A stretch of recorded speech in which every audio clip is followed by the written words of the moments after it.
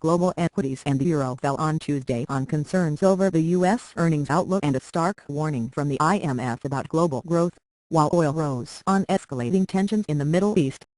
Government debt prices rose in a bid for safety as anxiety among investors picked up on the International Monetary Fund's gloomier picture of the global economy. The uncertain outlook for Spain and Greece added to concerns. Tens of thousands of angry Greek protesters filled the streets of Athens to greet German Chancellor Angela Merkel, who offered sympathy but no thank you for trying verbose.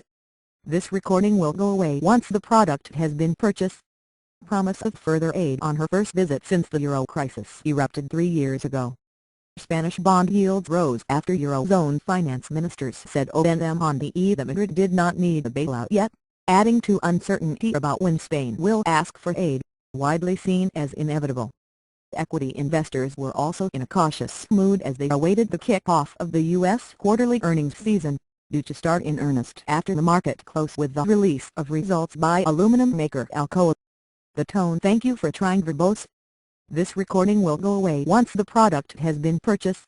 Of the market still feels greatly uncertain as we head into earnings season in the United States, and indeed the market is now focusing its attention that way as it seeks out bad news wherever it can find it, said Brad Bettile, managing director at Fairose Trading in Stamford, Connecticut.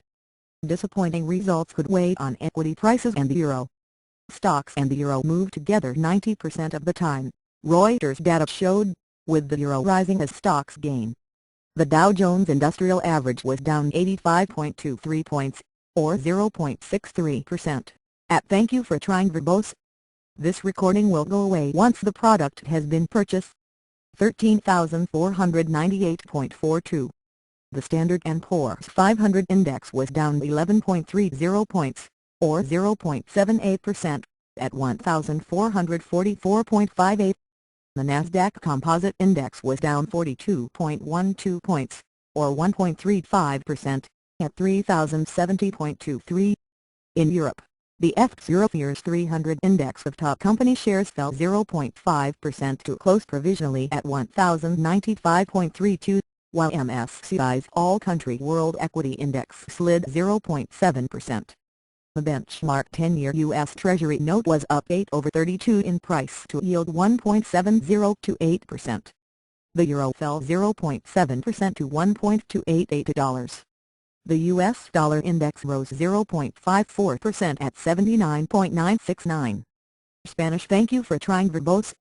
This recording will go away once the product has been purchased.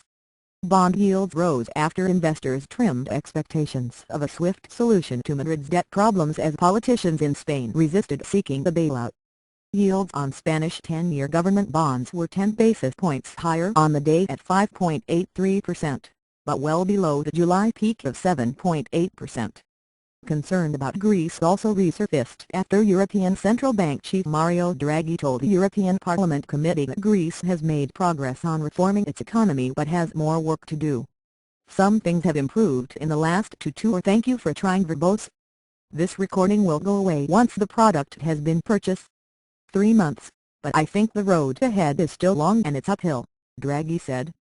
The IMF, one of Greece's main lenders, said in a report that Athens would miss the 5-year debt reduction target that is a condition for the country's €130 billion bailout. The IMF outlook was adding to the downbeat sentiment. It was a confirmation of slow growth globally, said Gennady E. Goldberg, an interest rate strategist with TD Securities in New York. That's why we are setting back into this trading range. The threat of supply "Thank you for trying verbose." This recording will go away once the product has been purchased. Disruption in a tense Middle East countered concerns about slower growth and resulting sluggish demand for oil. NATO said it had drawn up plans to defend Turkey if necessary against any further spillover of violence from Syria, where rebels and government forces are fighting for control. Brent futures rose $2.54 to $114.36 a barrel. U.S. crude climbed $2.89 to $92.22. Also rebounding after 2 consecutive sessions of declines.